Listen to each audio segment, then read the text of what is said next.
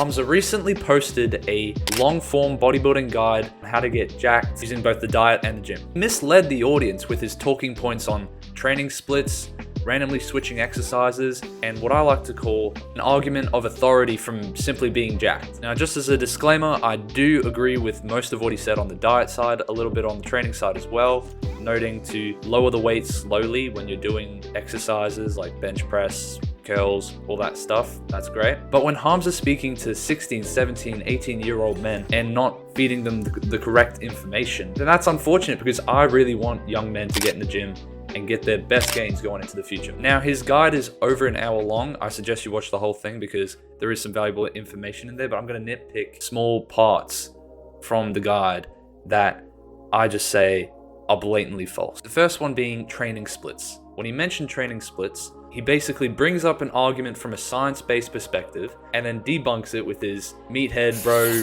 perspective and just says to go with that. When the science-based perspective is talking about how hitting a muscle group multiple times a week is optimal, it actually is, because you're giving that muscle multiple hits of stimulating training. But what he suggests is a bro split. Yay, the infamous bro split. So that means you'll hit 10 to 15 sets per session on a single muscle group, which is actually not the best way to grow muscle. A better way, I propose, is to hit a muscle group with 6 to 9 sets over 2 sessions within a week. That means you're not going so far into a workout where the latter half of the workout is just full of junk volume and fatiguing sets that just lead to more muscle damage. And first of all, he proposes this bro split to beginners, people who need the least amount of volume to grow. And he's just saying, oh yeah, you 16, 17, 18-year-old young men, obliterate your freaking muscle group with 1,000,000 sets once a week.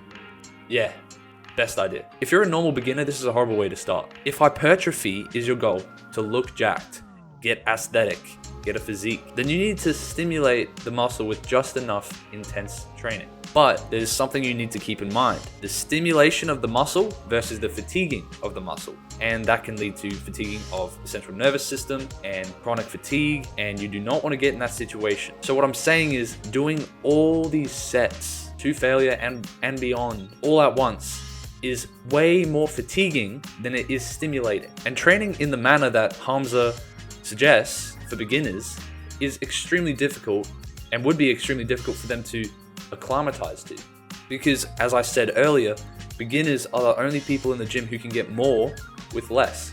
So why waste your energy and fatigue? Literally a zero-sum game, and that's just going to stop you from training harder later on. And as far as training to failure, hey, you train freaking 3 reps, 2 reps, 1 rep, 0 reps from failure, great. Honestly, I'm a big proponent of training freaking hard, but there's a point when you're training freaking hard, 15 sets into an exercise for the same fucking muscle, that you're just spinning your wheels. You're just gonna get fucking tendon damage or some shit, bro. You're not being smart with it. You have to train smart and hard.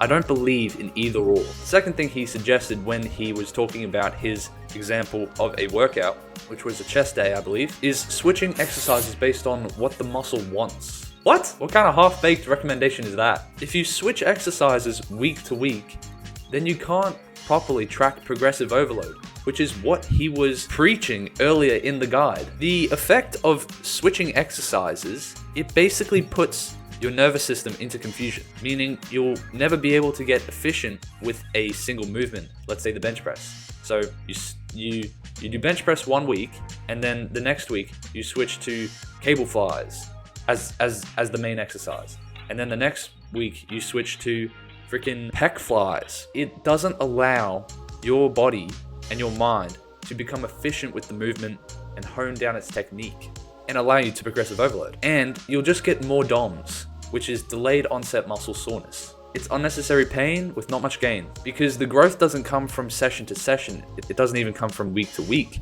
Sometimes it comes from month to month. You have to stick out the same exercise for an extended period of time before switching.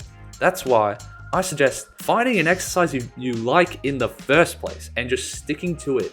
Because if you like an exercise and then automatically the next couple weeks you think it's stale, mate, you're just a pussy. Stick with that exercise, progressive overload with it, until you're at a point where you're satisfied with it, and then you can switch the movement after a couple months. Now, the last thing HAMZA does in his guide is when he justifies his argument by argument of simply being jacked. When you ask the most jacked guys in your gym what training split they're doing, they always say a bro split. Well, that's just not true. If this jack guy does something a certain way, then you should too. Because, oh my gosh, genetics has nothing to play with how jacked they are. What would you think? He justifies training a certain way because when he talks to jack guys and they train a certain way, then you should too.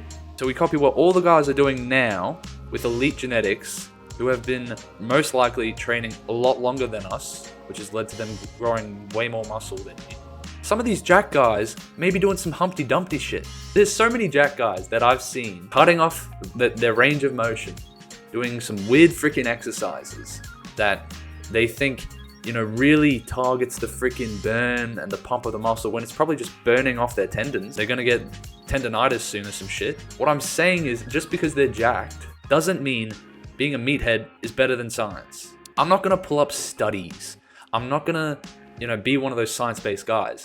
But I'd listen to them because they've tested the best ways to get jacked. And if the jack guys that you see in your gym did that, then they'd probably be more jacked. So no, you don't have to listen to the biggest guy in the gym. You should listen to everyone. Listen to your own body and research online for ways of training that could be best for you. All in all, I actually think his video is simple and it's digestible for beginners to get in the gym, start training hard. I would have just gone about it quite a bit differently with the training side of things. But HAMZA overall is an incredible person who helped me on my self-improvement journey, and his physique and his transformation from being malnutritioned, malnourished or whatever as a kid to being freaking jacked and natural. Very impressive and very inspiring for tons of young men to see. So props to him, and I wish the same for you as well. And if you want to hit me up on any truth talk on the gym, diet, or any questions that you have, then my Instagram is always open. You can DM me at Nick Steep, or just check out the link in the description. Leave no more lost potential. I'm Nick Steep, and I'll see you in the next one. Peace.